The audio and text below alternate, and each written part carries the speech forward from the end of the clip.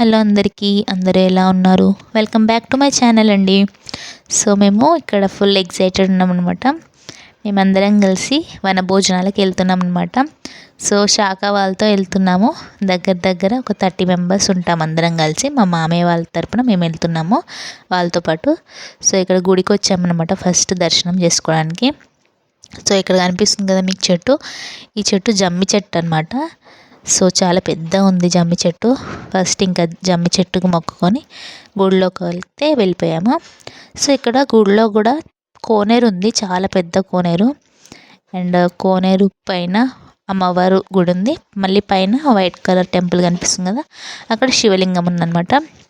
So కింద మొత్తం అమ్మవారి టెంపుల్ అనమాట. సో కోనేరు మొత్తం చాలా పెద్ద ఉందన్నమాట. నాకు తెలిసి డెప్త్ కూడా చాలానే పెద్ద ఎక్కువ ఉండొచ్చు. మేము వెళ్ళింది కార్తీక పౌర్ణమి అయిపోయినాక 2 డేస్కి అనమాట. సో కోనేరులో ఇంకా సైడ్స్కి అంతా కూడా దీపాలు పెట్టేసి ఉన్నాయి. సో మేము ఫస్ట్ అయితే దర్శనం చేసేసుకోవడానికి వెళ్తున్నాము అమ్మవారి దగ్గర. ఇక్కడ కిందికి వెళ్ళిపోతే అమ్మవారి దర్శనం ఉందన్నమాట.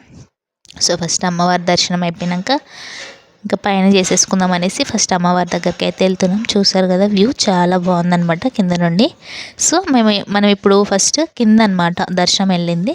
సో కింద దర్శనం అయిపోగానే వెంటనే ఇంకా సైడ్స్ కూడా చిన్న చిన్న టెంపుల్స్ ఉన్నాయి కదా, అక్కడ కూడా అన్ని శివలింగాలు ఉన్నాయన్నమాట, చిన్న చిన్న శివలింగాలు. సో అక్కడ కూడా మేము పూజ చేసేసుకున్నాము. అండ్ ఇంటి దగ్గర నుండి పిండి కలుపుకొని వచ్చిందండి మా అత్తయ్య. సో ఇలా గుడికి వచ్చాం కదా అనేసి దీపాలు ముట్టించాం.